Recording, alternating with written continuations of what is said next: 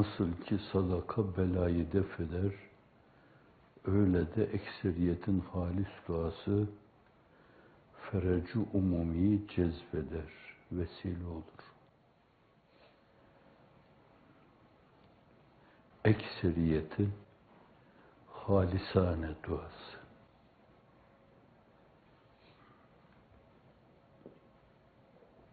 Öyle bir dua ki, annesi babası ölüm döşeğinde, çocukları da ona diyorlar ki, böyle yüreğini yırtarcasına, beynini burnundan kusarcasına dua edersen bunlar geriye dönecek.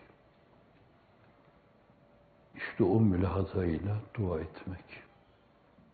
Ağızdan dua adına çıkan her kelime, mızrap yemiş bir kalbin heyecan mızrabı, imanı billah mızrabı, marifetullah mızrabı, muhabbetullah mızrabı yemiş bir ses gibi olması lazım. Belki ızdırar hali bizi böyle bir teveccühe sevk ediyor. Ama bazılarımız benim gibi nadanlar, belki böyle bir ızdırar halinde bile yürekten ona teveccüh etmesini bir türlü düşünmüyorlar. Sadece kendilerini düşünüyorlar. Başlarına geleni düşünüyorlar. Nadanlar. Allah'ı bilmeyen, doğru bilmeyen nadan. İmanı derinlemesine duymayan nadan. İslam'ı hayatın olmazsa olmazı olarak görmeyen nadan. İhsan ufkundan haber olmayan nadan. Yakın derinliği olmayan nadan. Tevekkül mefhumundan habersiz olan nadan. Teslim bilmeyen nadan. Tefviz bilmeyen nadan. Sıka ufkuna habersiz olan nadan. Nadanlar eder sohbeti nadanla telezzüz, divanelerin hemdemi divane gerektir. Nadanla zordur sohbet bilene, zira nadan söyler, ne gelirse diline. 3 asırdan beri toplumu öyle nadanlaştırdılar ki, siz sıyrılmaya çalıştınız ondan. Fakat belli köşe başlarında gulyabaniler önünüze çıktı. Hayır, gaflet daha iyi, uyumak daha iyi, hayvani yaşamak daha iyi, dünya ve mafihaya inhimak etmek, balıklamasına dalmak daha iyi. Asıl mesele dünyayı yaşamak, dünya muhabbetiyle meşbu bulunmak dediler. Düzeninize tosladılar, azminize tosladılar, ümidinize tosladılar. Yeniden bir kere daha derlenip toparlanmak düşüyor. Bunca toslamalar karşısında kırılmaların tamir edilmesi için yeniden kendimize dönmemiz, kendi değerler atmosferimiz içinde her şeyi değerlendirmemiz, Allah'la münasebetimizi bir kere daha gözden geçirmemiz, ölesiye bağlı mıyız ona? Hafizanallah, bir günün yarısında ondan kopuk yaşayacaksak, emanetin al diyecek kadar onunla irtibatımız adına cesur muyuz? Mert miyiz? İlk sızıntının kapağıydı. Merhametin yok diyelim kendine, merhamet etmez misin evladına? Evladı evladına, evladı evladına. Onlara insanın iftihar tablosunun, raşid halifelerin imanı billah adına, marifetullah adına, muhabbetullah adına, zevk-i ruhani adına, aşk-ı iştiyakı likaullah adına bıraktıkları miras gibi bir miras bırakmak üzere onları ihya etmek, dirilmelerini sağlamak, gelecek nesillerin israfili olmak, heyecanımızı bir sur gibi kullanmak, onlara hayat üflemek, toruna, torunun torununa, torunun torununa, torunun torununa, 3 asır, 4 asır, 5 asır, 10 asır, dipdiri kalma adına eriyip kül olmak iktiza ediyorsa, Ebu Bekir, Ömer, Osman, Ali gibi eriyip kül olmak lazım. O nesiller adına. Ve izafi planda, nispi planda sizin emced, ceddiniz emced.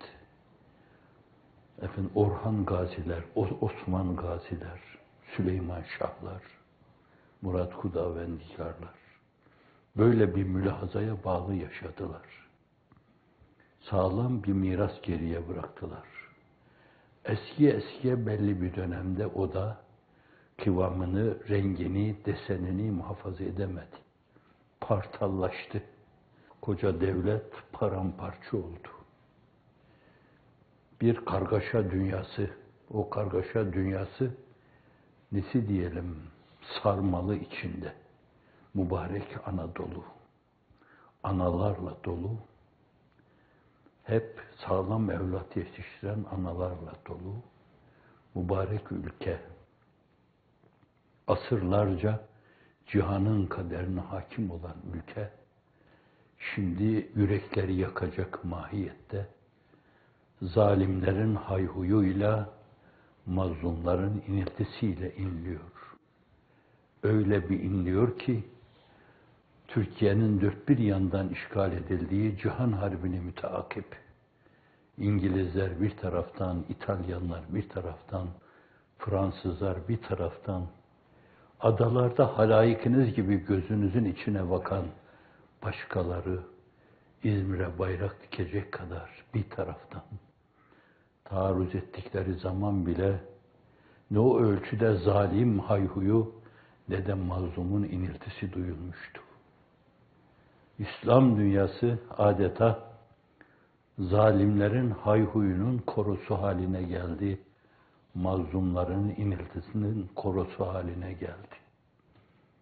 Bir toptan bağırıp çağırma, hayhuy etme, bir toptan inleme, ahuvah etme.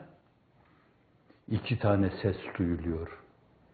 Bir yerde ezenin, zalimce hayhuyu, beri tarafta sesini çıkarmadan ezilenin, öldürülenin, ırzı çiğnenenin, namusu doğrananın, haysiyetiyle oynananın iniltileri, ahu efkanı duyuluyor.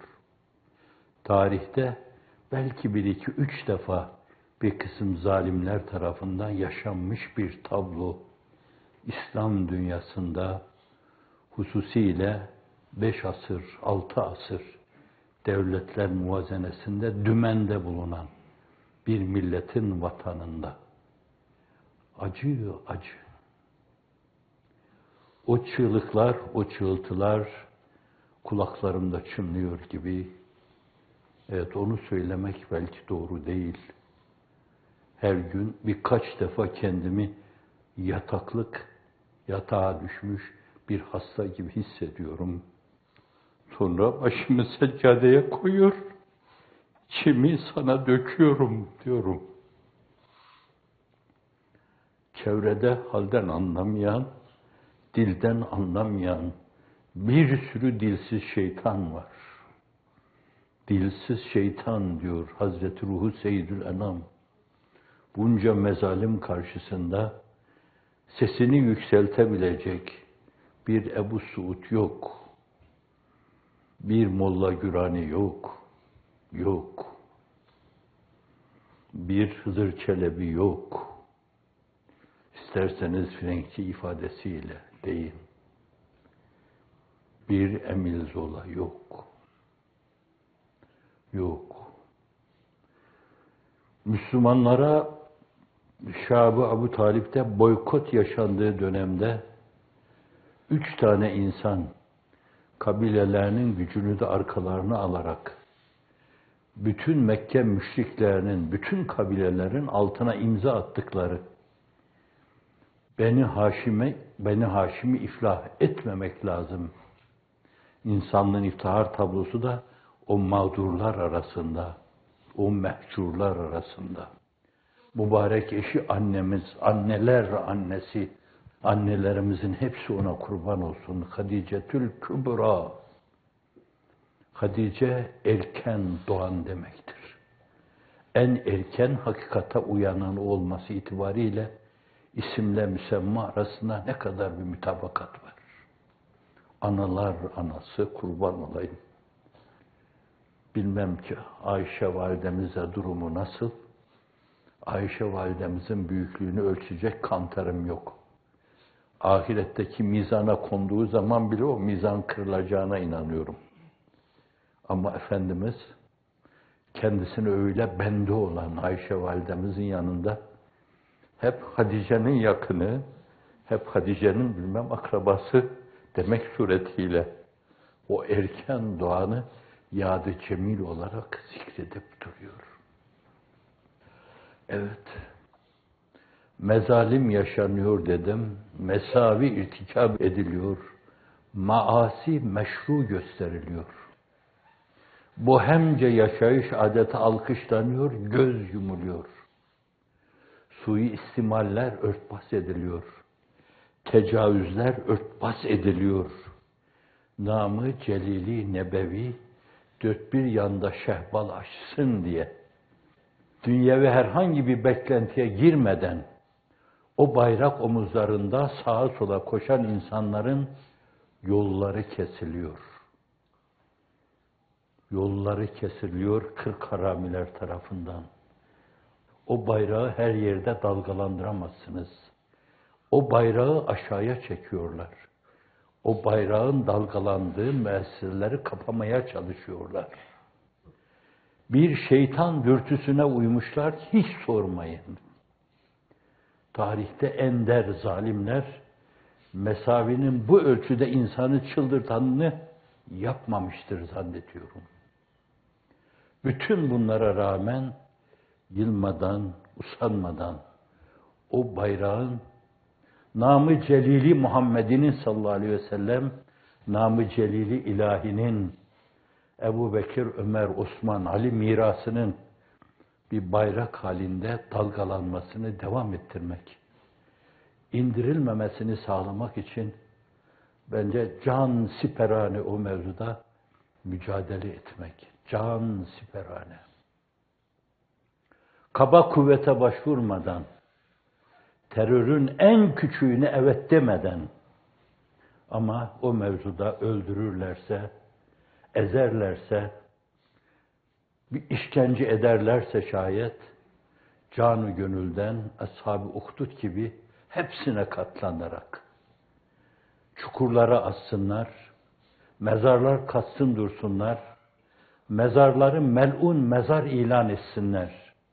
Bunların hiçbirini aldırmadan Allah'a iman, Allah'ı bilmek bize yeter.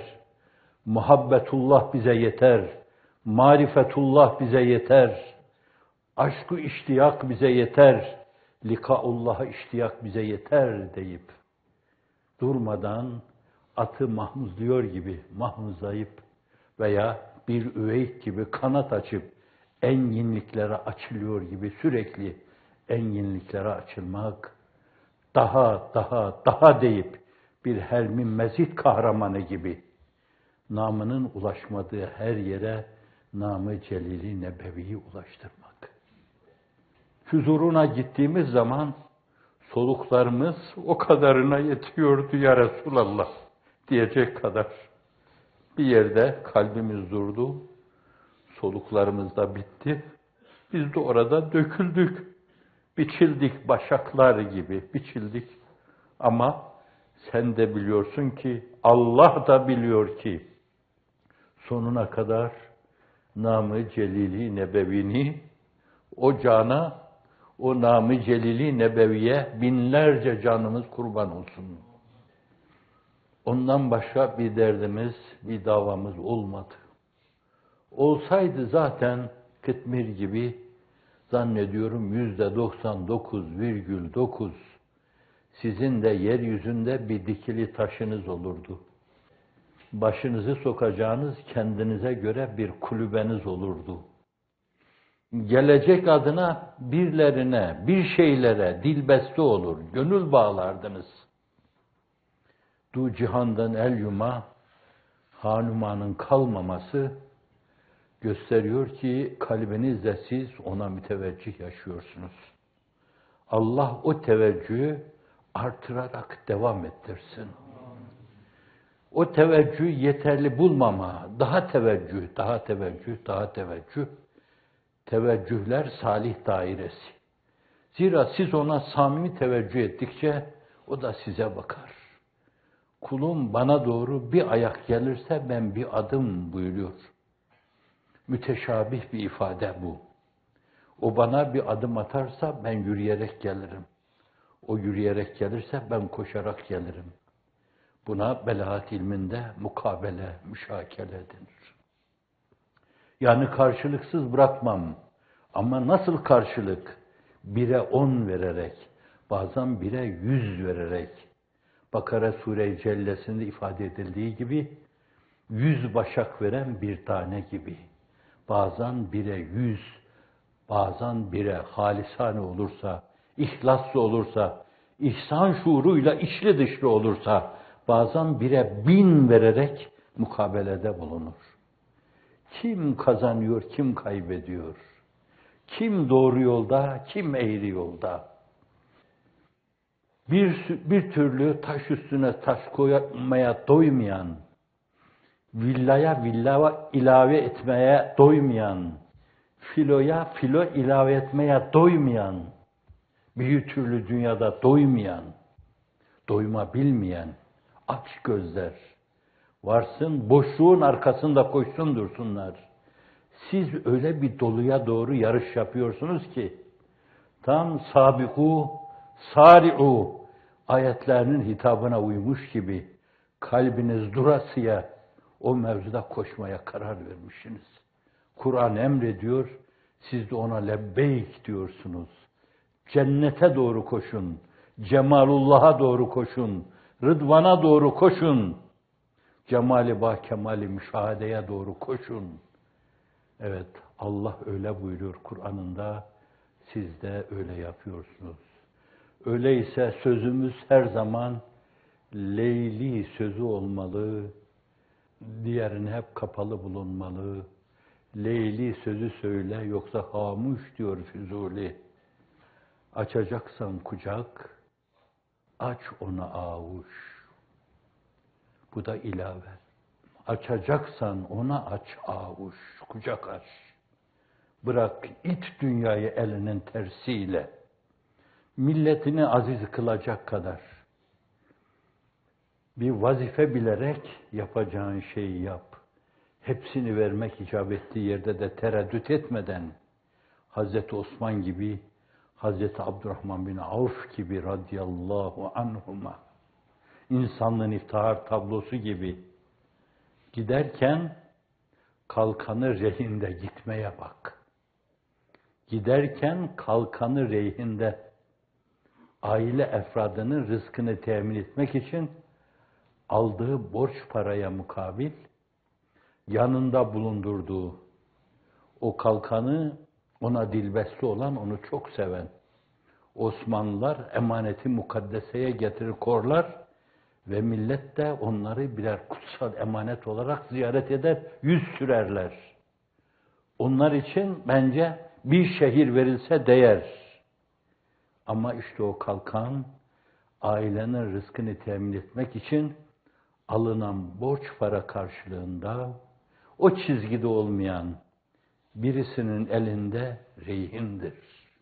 İnsanlığın iftihar tablosu şakır şakır ganimetlerin açtığı dönemde ruhunun ufkuna yürümesi öyle oluyor. Ebu Bekir öyle yürüyor, Ömer öyle yürüyor, Ali öyle yürüyor, Halid öyle yürüyor, Sa'd ibn Ebi Vakkas öyle yürüyor. Eyne entüm eyyuhel müslimun. Siz neredesiniz? Siz nerede duruyorsunuz? Durduğunuz yeri söyler misiniz? Durduğunuz yer onlarla münasebetinin remzi olacaktır. Allah'la münasebetin remzi olacaktır. Aynı zamanda heyeti içtimaiye İslamiye, heyeti içtimaiye milliye, heyeti içtimaiye hıdemiye diyeyim, hareketiye, meseleyi dünya çapında aldığınız zaman İslamiye dersiniz. Milletimiz çapında alınca milliye dersiniz. Ve aynı zamanda tamamen bu işe gönül vermiş insanlar, adanmış insanlar, başka mülahazası olmayan insanlar zaviyesinden ele aldığınız zaman da hizmet dersiniz, hareket dersiniz. Dünyada zaten hizmet diyor, hareket diyor. Buradaki bir arkadaşımız değişik 2-3 dile tercüme edilen kitabında da aynı zamanda onun Türkçesini yazmış kitabın arkasına, hizmet diyor. Allah deyip ettiklerimiz çizgisinde gönüllerimize de istikamet ihsan eylesin. Ve böyle diyen, böyle düşünen insanları Rabbim dünyada da, ukbada da payidar eylesin. Mabeyinde emniyetin tesisi, herkesin birbirine güven vaat etmesi çok önemlidir. Başta esasen aynı duygu, aynı düşünceyi paylaşan, aynı armoni içinde bulunan insanlar esas onlar arasında emniyetin tesisi. Bir hizmete gönül vermiş, adanmış insanlar, fedakar insanlar, adanmışlığı bu mevzuda en büyük sermaye, en büyük kapital olarak gören insanlar. Bunlar kendi aralarında birbirlerine çok iyi güvenmeliler. Sahip oldukları o mümin isminin muktezasını yerine getirmeliler.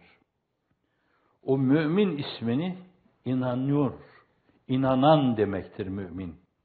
Mümin ismini Cenab-ı Hakk'ın emniyet vaat eden, emniyet lütfeden ve aynı zamanda müminlik lütfuyla serfiraz kılan manasına gelen mümin isminden alınmış. Müminlerdeki o mübarek isim Cenab-ı Hakk'ın Esma-i Hüsna'sından alınmış bir isim. Zat-ı uluhiyete nispeti itibariyle engin bir mana, nakabili idrak bir mana.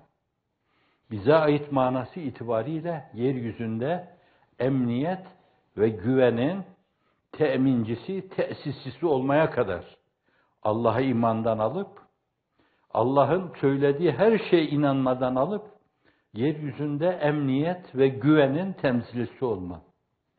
Gördüğü zaman herkes bunlara güven duyulabilir.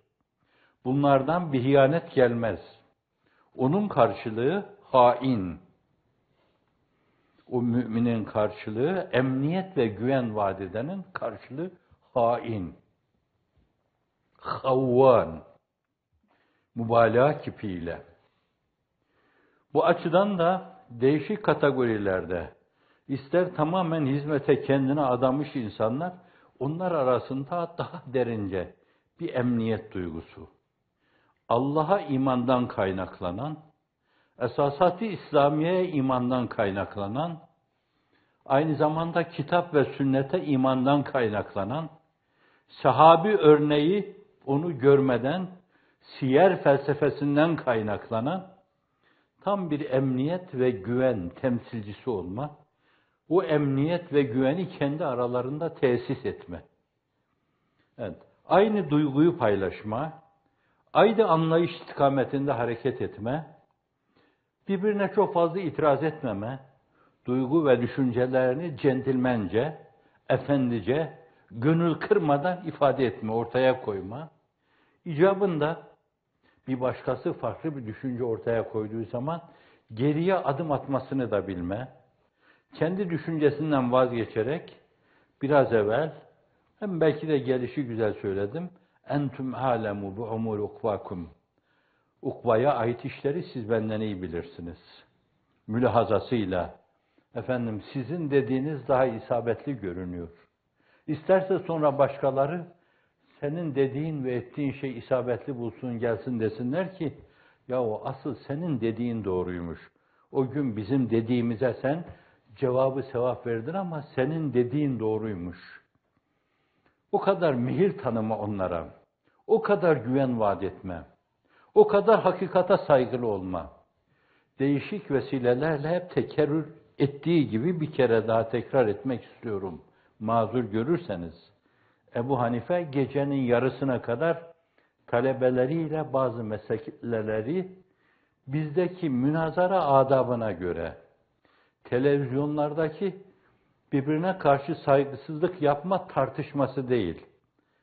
Münazaranın adabı vardır. O mevzuda yazılmış kitaplar vardır. İnsanlar birbirlerine karşı hakikati nasıl savunacaklar? Herkes kendi düşüncesini nasıl ortaya koyacak? Nasıl ifade edecek onu?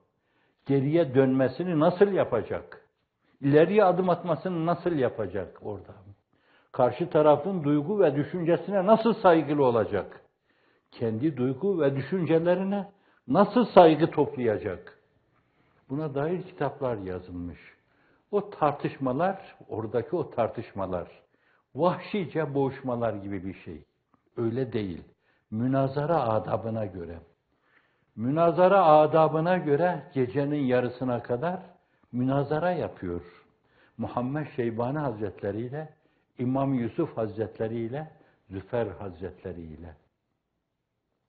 5000 tane derslerine devam eden insan var. Birisi mübalağa mı yaptı bilemiyorum. Yapabilir. Çağımız mübalağa çağı. 50.000 tane derslerini dinleyen insan vardı. Kitaplara bakarak, derse iştirak ederek onun mütalalarını müzakere eden insanlar vardı demişti. 50.000 olmasın, 5.000 bile öyle entelektüel, öyle kapasiteli, öyle yürekli, öyle hakşinas insanın bulunması o dönem hakikaten bir altın çağı demekti. Gecenin yarısına kadar müzakere ediyor. Ve sonra talebeler diyorlar, üstadım ne diyorlarsa, ey büyük müştehit, ey baba yiğit adam ne diyorlarsa, nasıl hitap ediyorlarsa o gün, senin dediğin gibiymiş bu diyorlar. Talebesiyle meseleyi müzakere ediyor. Hazret gittikten sonra bir daha temel kaynaklara müracaat ediyor. Kitap, sünnet, sahabe ve tabiinin, kendisi tabiinden değil. Bazıları bir sahabi gördüğünden bahsederek onu da tabiinden sayarlar. Kendi tebe-i tabiinden. 3. sınıftan. Onların mütalalarına, müzakerelerine, yorumlarına başvuruyor. Sabah namazına geldiğinde nasıl hitap ediyorsa onu da bilmiyorum. Çocuklar mı diyor? Yoksa Kıtmir'in beraber ders müzakere ettiği, ders arkadaşlarına dediği gibi, Ali Hoca, Veli Hoca dediği gibi öyle mi diyor bilemiyorum. Ben o efendiler efendisi, o insanın kendi talebelerine seslenirken bile efendiliği koruduğuna inanarak mutlaka onları tazim ve yad ettiğine inanıyorum. Nasıl diyordu yani? Belki ey Ebu Yusuf Efendi, ey Muhammed Efendi, ey Züfer Efendi, Paşazade çünkü o da. Ey Züfer Efendi. Ben sabaha kadar bu dediğimiz meseleyi bir kere daha gözden geçirdim. Sonra gördüm ki benim değil de sizin dediğiniz doğruymuş. Hakkın hatırı âlidir. Hiçbir hatıra feda edilmemelidir. İlle de benim dediğim dedik. Benim dediğime uyulmadığı takdirde herkes yok edilmelidir. Zindanlara atılmalıdır. Taziplere, tehcirlere, tehditlere, tevkiflere maruz bırakılmalıdır. Bu firavunların düşüncesi. Bu zalimlerin, gaddarların, hattarların, müfsitlerin düşüncesi. Ebu Hanife'nin düşüncesi, Raşid halifelerin düşüncesi, Efendimizin düşüncesi. Ümmetine fikir soruyor. Onlar bir şey söyleyince, yine geçen sohbette Selman-ı Faris'in mütalasına uyarak Hendek diyor. sahabisiyle meşveret ediyor. Uhud Savaşı'nda dışarıya çıkıyor. Her şeyi ondan öğrendikleri bir insan, onların düşüncelerine saygının gereği, küçüklük demiyor, her şeyi ondan öğreniyorlar. Ama meşverette onların dediklerine uyuyor, Uhud'da dışarıya çıkıyor. Yoksa kendi düşünceleri içeride kalıp tabiye savaşı vermek, müdafaa savaşı vermek. İnsanın ihtihar tablosu. O büyüye bakın, Ebu Bekir'e bakın, Ömer'e bakın, Osman'a bakın, Ali'ye bakın, bakın. Ömer bin Abdülaziz'e bakın, Hadi'ye bakın, Mehdi'ye bakın, Mutasım'a bakın. Süleyman Şah'a bakın, Osman Gazi'ye bakın, Orhan Gazi'ye bakın, Murat Hudavendigar'a bakın, bakın. Bakın, hepsi o muhteşem karakteri temsil eden insanlardır. Bir de değişik dönemlerde, değişik çağlarda, hususiyle enaniyetin dolu dizgin gittiği 20. asırda, hususiyle İslam dünyasında ve bilhassa Kapadokya'da, insanların kendi düşüncelerine, dediklerine, taptıklarını görünce insanın midesi bulanıyor. Özür dilerim. Bulanıyor deyince mideniz bulanmasın hakikaten. Çünkü mideyi bulandıracak kadar. Bir şenaat, bir denaat, bir mesavi, bir measi numayan ki hiç sorma. Damlasını deryaya aslan bütün balıkların midesi bulanır. Evet, mümin emniyet ve güven insanıdır. Herkesin kendisine karşı güven duyduğu insan. Allah'a inanmanın gereği olarak, alem bana güven duymuyorsa, benden kaçıyorsa, ben insanları Allah'tan uzaklaştırıyorum demektir. Değişik vesilelerle ifade ettiğim gibi, müsaade ediyor musunuz bir kere daha? Allah göstermesin. Ben o diyanete mensubiyeti de ima eden kelimeyi kullanmayacağım, onlar da rahatsız olmasın diye. Kütüb-ü Salife falan demek belki onunla da yine aklınız bir tarafa kayabilir. Fakat sizin din ve diyanetinizin dışında çok farklı anlayışa, dünya görüşüne, inanç sistemine sahip bir milletin haziresinde neşet etseydiniz, sonra hali hazırdaki İslam dünyasına baksaydınız, başınızı kaldırıp Kapadokya'ya baksaydınız, rica ederim, insanlığın iftihar tablosuyla temsil edilen, mebde-i semaya dayanan, arkasında vahyi semavi ilahi olan İslam dinini seçme mevzuunda bir fikirde bulunur muydunuz?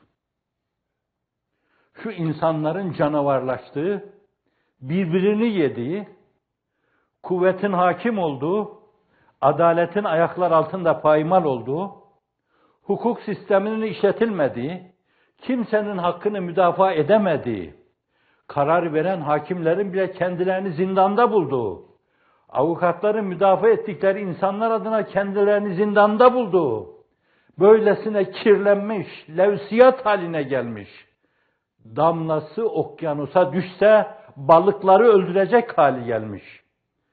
Bir ülkeye baktığınız zaman, mebde-i bunların sahip olduğu dinin semaviymiş, Allah'tan gelmiş.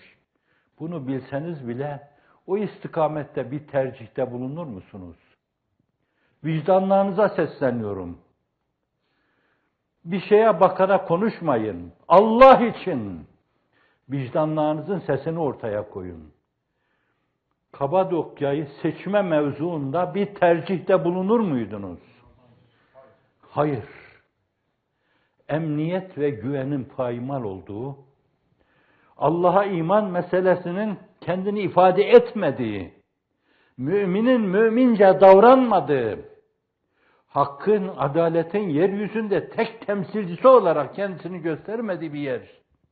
Bu kirli dünyaya bakan insanlar sadece burunlarını tutar geçerler, istifra etmemek için gözlerini kaparlar.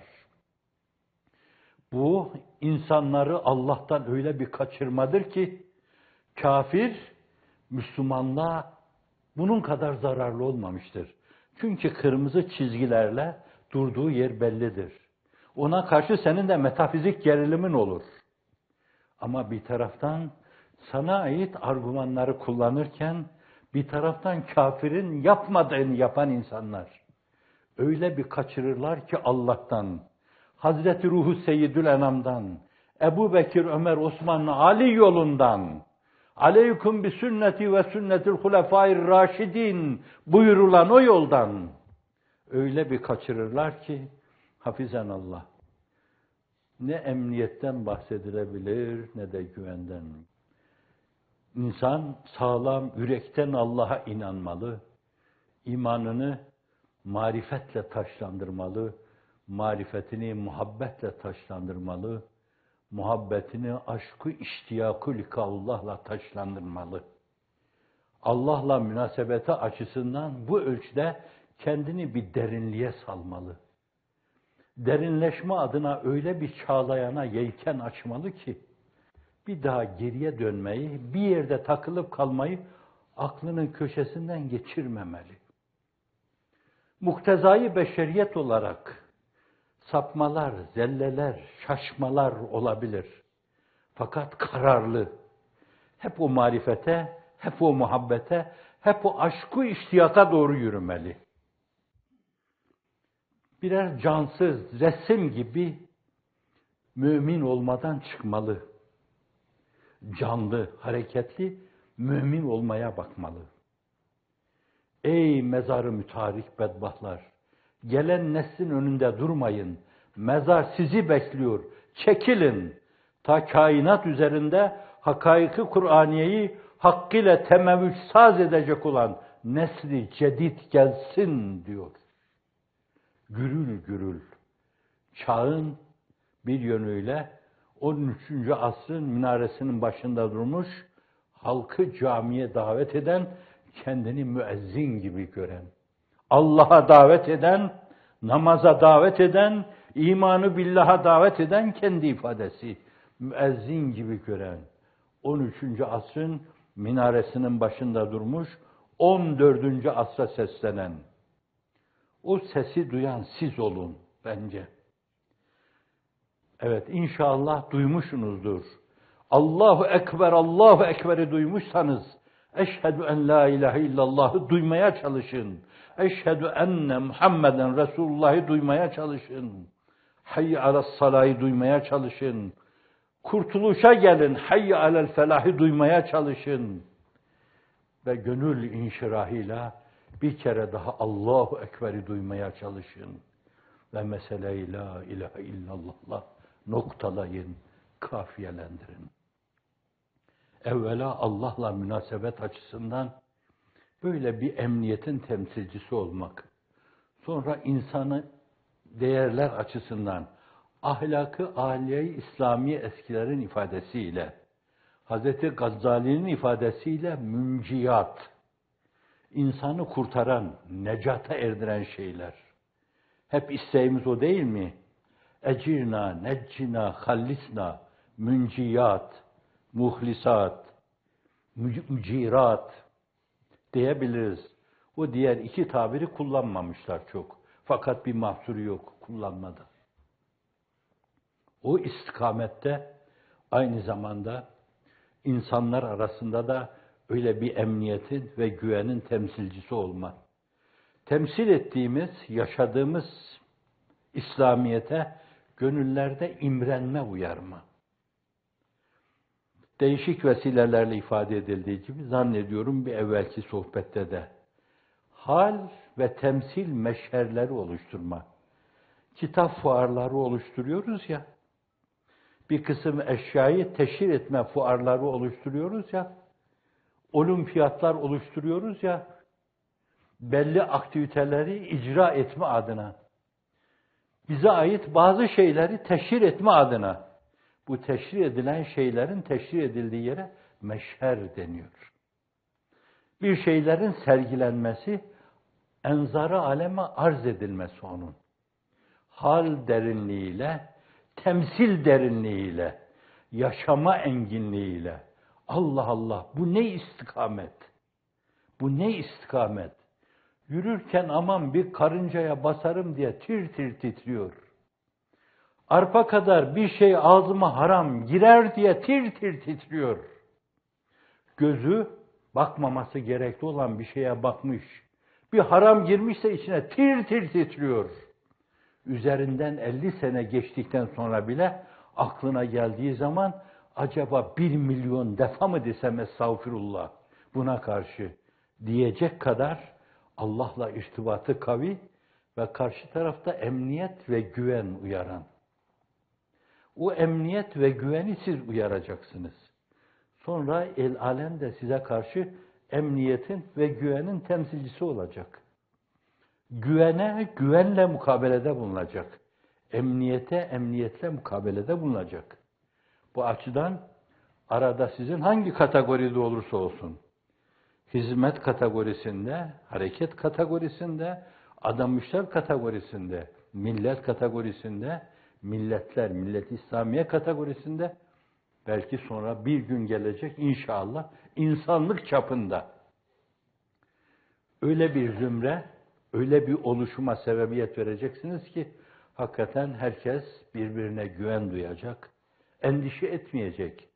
Çok rahatlıkla kapılara kilit vurmadan, cuma namazına giderken dükkanını kilitlemeden, dışarıdaki eşyasını içeriye almadan gidecek. Çünkü kimse ona el uzatamaz. Cenab-ı Hak bize de ve aynı zamanda mübarek bir milleti ifsad edenlere de hidayeti tâmme lütfeylesin. Kalpleri yumuşatsın. Evet, Efendimizin dediği sözlerle diyelim, Kur'an'ın dediğiyle diyelim. Rabbena la tuzigh kulubena ba'de iz hedeytena ve heb lena min ledunke rahme inneke entel vehhab. Subhaneke Allahümme inne estağfirke li zenbi ve es'eluke rahmetek. Allahümme zidni ilmen ve la tuzigh kalbi ba'de iz hedeyteni ve heb li min ledunke rahme inneke entel vehhab.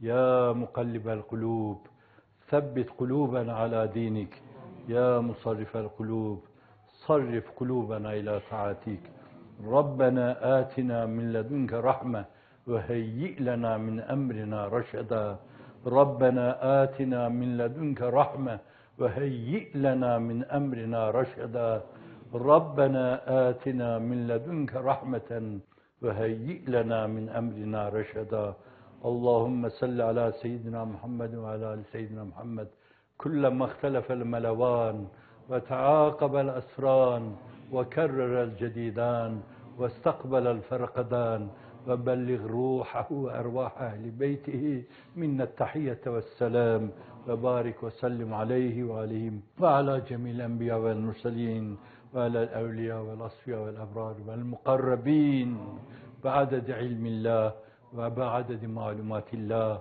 أبد الآبدين ودهر الداهرين آمين ألف ألف آمين والحمد لله رب العالمين.